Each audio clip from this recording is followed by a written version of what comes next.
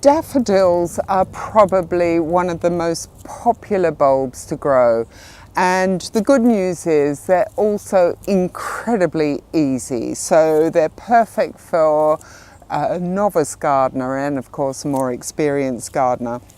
And you'll always want to plant more than you think you'll need because you'll be wanting to cut the flowers for the vase. Now they prefer a rich, freely draining soil, or relatively rich, freely draining soil that doesn't get too dry. They will flower best in a sunny spot, but they will tolerate lightly dappled shade.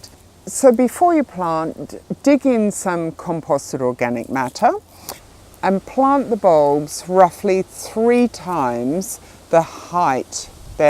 So this one's about so big, I would plant this about so deep. You can get some really giant-sized daffodil bulbs and some quite small ones. So that's just a general rule of thumb for all of them.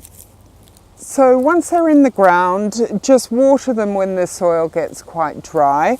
Come the end of February, they'll benefit from a dressing of Vitex Q4 or Grow More, a general purpose fertiliser.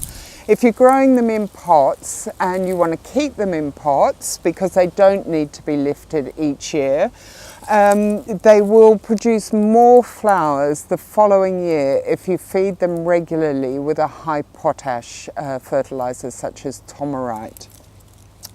Now, when they finish flowering, I tend to cut off the flower stem, but only the flower stem, and I take that back to the base near the soil level.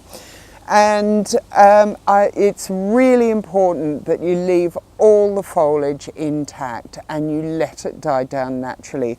Don't try and tidy it up and tie it into a knot, just let it die back.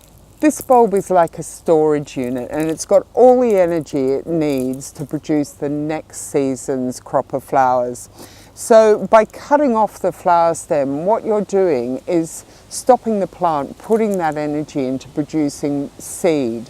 And so all the energy is then concentrated back down into the bulb. And likewise with the foliage, you want all that goodness, all that energy to be drawn back down into the bulb before it's removed.